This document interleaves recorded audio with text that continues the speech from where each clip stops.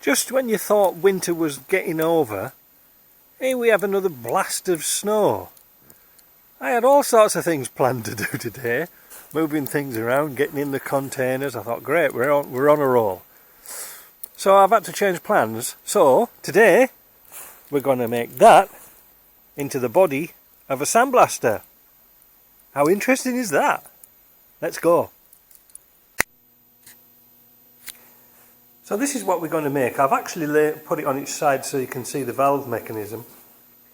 I've upgraded this one over the years. Originally I had a smaller fitting in here. Now it's got 1 3/4 ball valve in, dropping down to 3/4, 3/4 of an inch to a 1/2 inch T. These are particularly tricky to find. I just been down the hardware shop, I couldn't find any, so I think I got them from eBay. This fitting here, I really wanted a barb fitting, but that's all I could get hold of. I'm going to do a detailed list of all the bits you need, and the same goes here. I needed a 1/2 inch to a 1/4 inch barb for the hose. So today, and what else have we got on here? Yeah, we've got a quick connect here, because sometimes if you get a blockage in the valve, you need to take this hose off, and I just put a watertight fitting on here because this is the air. On the end here, well, we'll stand up the machine because I think we've finished about down here. And this is the key to it. Cutting the top off a propane tank and in inverting it. By doing this, we've got the perfect funnel. Alright, now this is a large propane tank. It's not a great big one, but it's, I don't know, what is it? I don't know, 10, 20 pounds? No, it's not a 10 pound, it must be a 20 pound. Anyway, by doing it like this takes one bag of 40 pound bag very comfortably.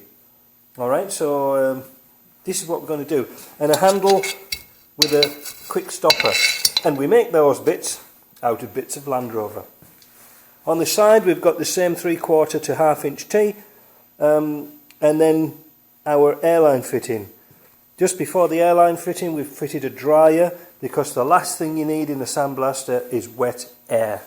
So you've got to get the driest air possible.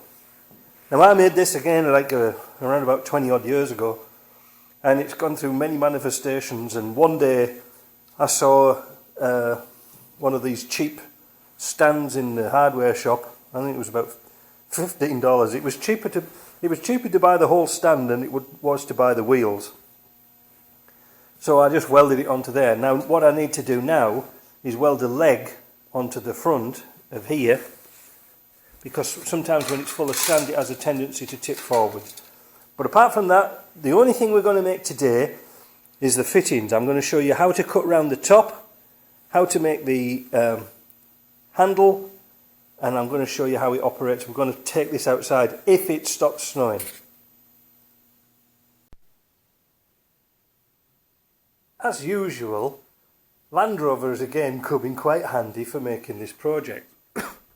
Excuse me. So, we've got a tank. My friend Bruce donated the tank. So what we're going to use from a Land Rover? Well, on the old Series 2As and 3s, this was the hub flange. And you used to get these replaceable rings for the oil seal to sit on. Now they're tapered inside, which makes a wonderful sealing ring for your stopper, and it's a good size to fill up with sand. Also on the Defender, on the back, on the rear of the front suspension, on the hockey sticks, there was these big washers, and you get quite a few of those. So that's a handy, nice, big, strong washer to use. Suspension bush. That's going to be our valve. And look at this. This fits over the top beautifully. So that's going to be our valve. We're going to trim this down just a little bit. So it's going to be like a taper. So that fits into there. And more air pressure will shut that down nice and snugly. We've just got a nut that fits in there. And this will become clear more later, because we've got some old 1/2 inch bar here, and we're going to weld all this lot up together. So the nut's going to be just a spacer. I might be able to get away with just building the weld up without the nut, but if you've got a smaller bar, just build up the space. 1 1/4 inch barrel, a 3/4 inch barrel, and a 1/2 inch to 1/4. This is going to be for your relief valve. I didn't put one on that one, but I should have done because I forgot. But anyway, what we're going to do first of all, we're going to take the valve off this tank. That's going to be kind of tricky, but this tank's been left open for years and years and years. So I'm not really too worried about propane that's left inside, but I'm going to show you how we're going to purge that out before we cut it. So the first thing we're going to do, we're going to take this shield off, this cover. Just for safety's sake, I'm closing down the tap. I know this is empty, but I'm going to show you how we purge it out. But we need to take the tap off, and it's kind of tricky to get in. So we're going to cut it here, just above the well. All will become clear. So we're going to cut it here and here. We don't want to dig into the, we don't want to dig into the top, because we might damage the top of the tank. We don't want to do that. So first of all, we're going to cut the top off. I'm going to shut the camera off just in case we get sparks. So with the top off, we can now get rid of a lot of that. Clean it up a bit. This has been outside for quite a little while. I'm only cleaning it off so the dirt doesn't get too much in the tank. It would have been a better day to power wash it. Obviously it's snowing outside. Of course all your bench gets covered in snow and ice. We get rid of all that. That's scrap. So now we're going to take off the valve.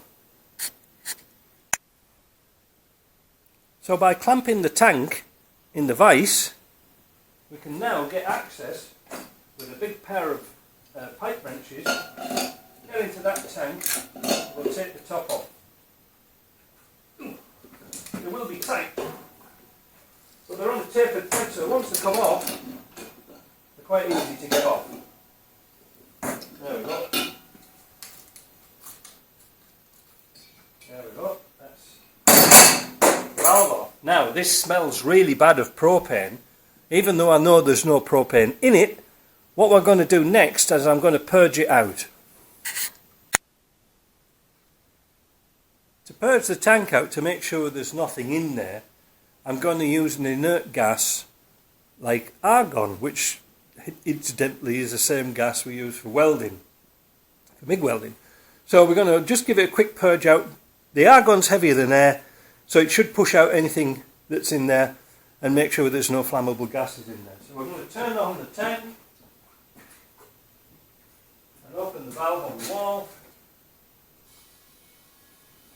And you can probably hear that is now filling with argon. You can actually do this with your car exhaust. You can put exhaust gas down inside there and just make sure that there's nothing flammable in there. And this might take a couple of minutes. The thing about the gas is you won't see anything, but it's nicer to be safe than sorry. In the old days when I used to make these, I used to fill them full of water before I made my first cut.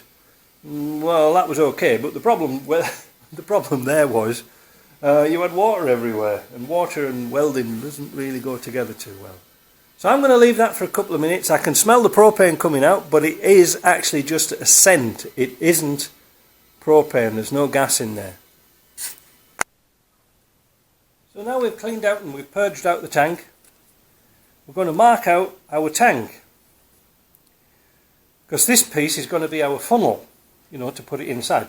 Now the funnel I used was 3 inches deep. So we're going to sort of roughly mark out where our corner is here and come up 3 inches. Now I'm using 3 inches because this is the only tape measure I've got. In Canada it's supposed to be metric, but trying to find a metric tape measure is kind of a difficult thing. So I'm going to mark out 3 inches and then I'm going to find out, ooh, look at that, roughly, let's do this again. So 4 inches there to the bottom of that tape is right on the weld line. So I'm going to spend a little bit of time going around here like this and marking 4 inches off that weld line. You see what I'm doing? You see? I don't know if you can see what I'm doing. See what I mean? Make a little dotted line all the way around, 4 inches off your weld line. It's a bit tedious, but you want to get that line as straight as possible. You can always dress it up later, but I'm going to do that and I'll come back to it in a minute. So I've marked it out. It's reasonably straight. I'm going to cut this with a disc grinder. And the discs I'll be using are these very thin cut-off wheels. They're actually 3/64 thick. And they're excellent because they put all the power of the cutter, of your grinder, into a very tight spot. So if you're trying to cut with a big broad wheel, will take forever, and these will cut really quickly. Now I could cut it with my plasma, which would be really nice and quick, but not a lot of people have got a plasma. So what I'm going to do is this big bit here I'm going to cut with a disc grinder, and then we'll do the next stage. But like I say, if you've got a plasma cutter, an ideal thing is to put it on two wheels and then hold your tank and hold your torch and then just pull it round, and then you'll get a nice square cut. Unfortunately, I'm doing this very impromptu and I haven't got anything to turn it with. So here goes the cutting.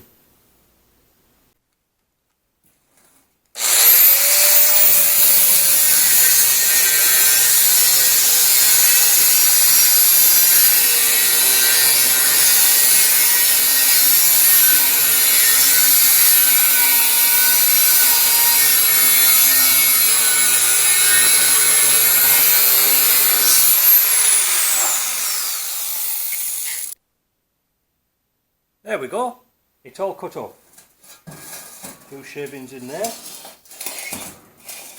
As you can see inside, this tank is not too bad. It's not too rusty.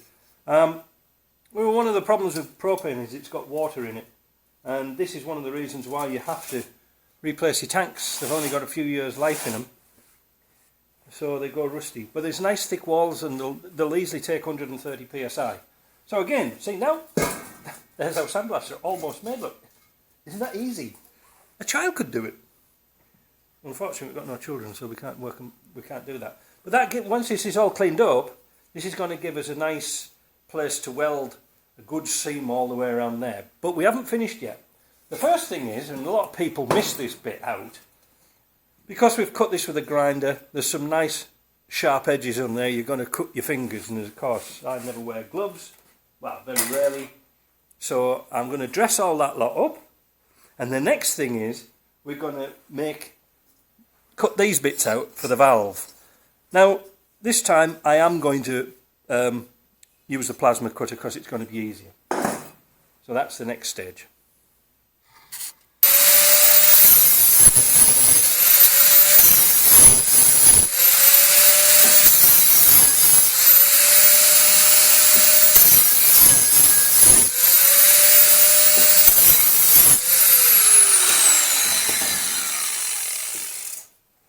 As you can see there, I've just ground off the inside. I've used my 80 grit on here. I could have really used a 40, but I don't have any. See, I'm building this completely out of bits and pieces we've got today because it's very impromptu. So that's going to be a nice area to weld on, and it's not going to cut your fingers. So the next bit I need to do is this bit. When you've done that bit, start to buff off the corner, right like where it rounds down, because that's where it's going to be.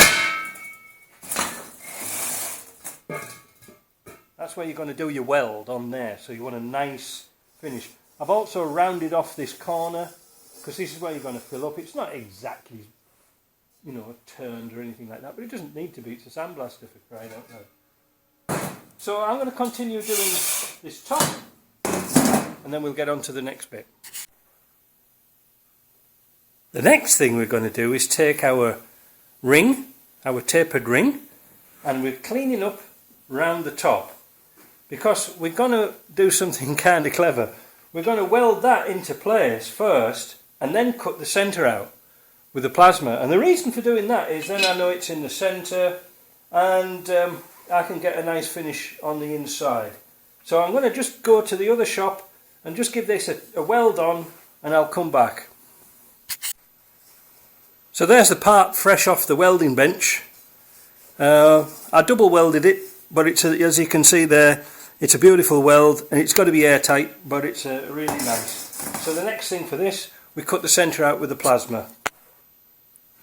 Once the top's out, or the old threaded part's out, now we're going to dress this up and make it nice and smooth on the outside. It looks a bit of a mess, but believe me, it'll come up very nice.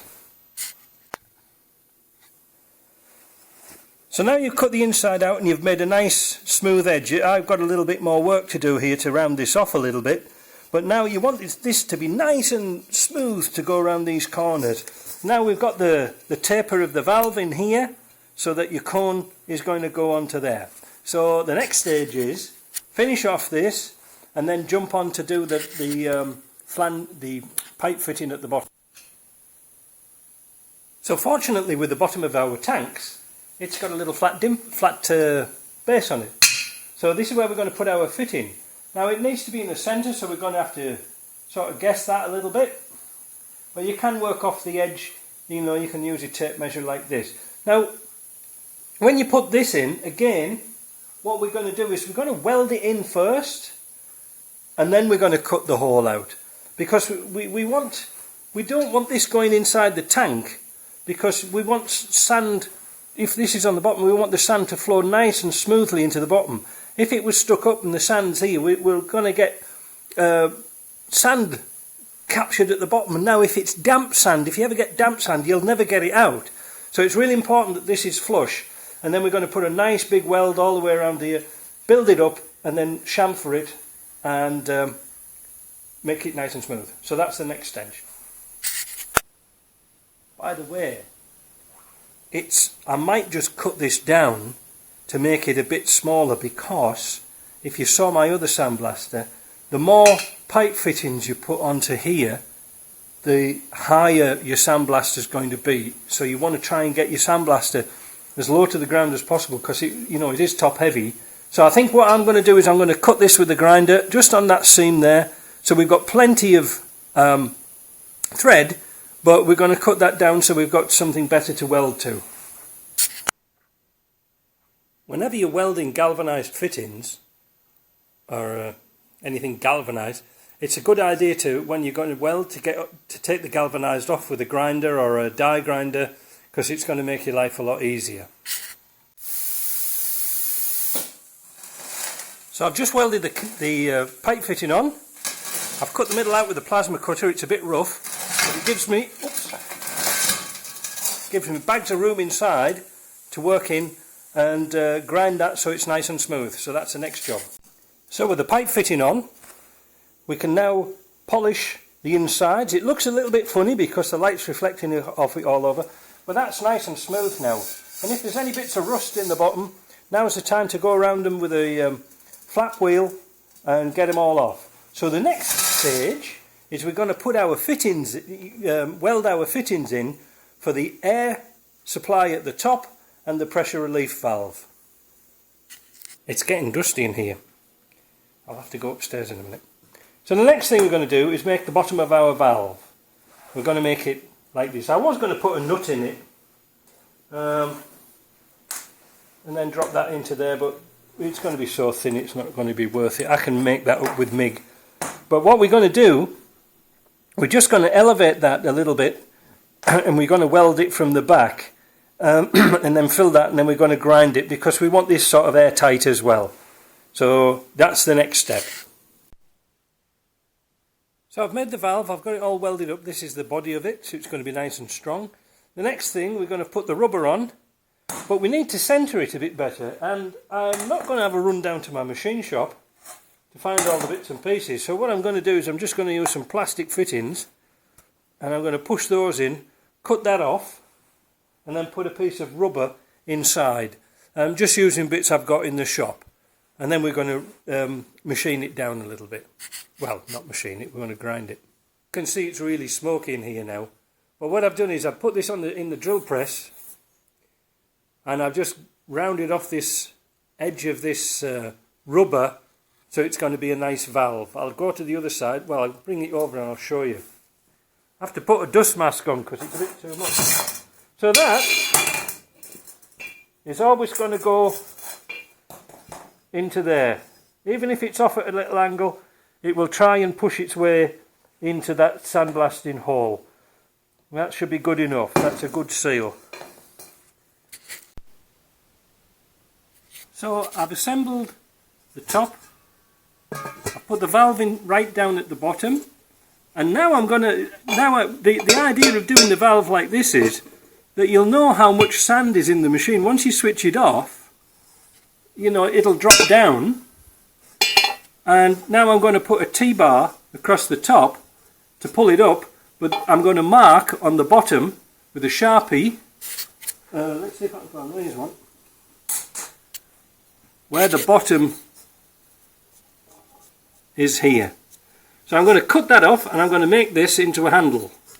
The handle's approximately 8 inches, so I've marked it halfway, and then all I'm going to do is just put a ring spanner on, like this, and I'm going to bend that tube, that bar, sorry. So I've just put a little bit of a bend in that bar, and with the difference, it's going to be about maybe an inch off the bottom of the tank. So it's still going to give us a little bit of it's going to give us a good indicator when the tank is empty of sand.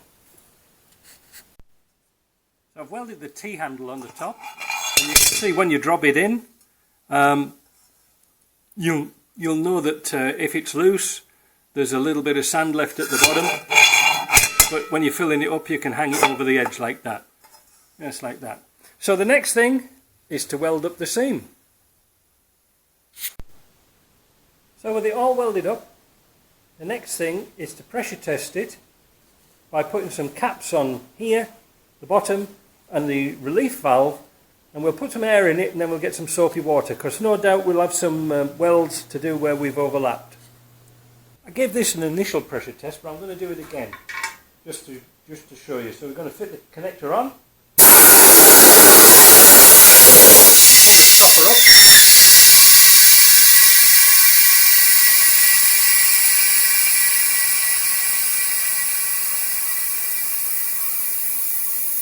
Now I have got a couple of little leaks somewhere. I've got one there, look. I did mark that up earlier. There's a little leak on there. That's just a welding up. Didn't like this fitting at all. This is leaking around here. Around there, look. I'm going to grind that off and I'm going to put a different fitting on. In fact, I think what I'll do is I'll grind that off. I'll get some new fittings put in. But sandblast them before I weld them, because these were so heavily galvanized I had a real trouble. But on the outside, on the actual weld itself, that's alright, apart from one pinhole here. This fitting here, I don't like that. I'm going to do that one again because because of the zinc. I couldn't get hold of any just plain steel black piping things, but you can see how it works. You see that the pressure pushes up this fitting here, this valve, and it pushes it tight in. Now how a sandblaster really works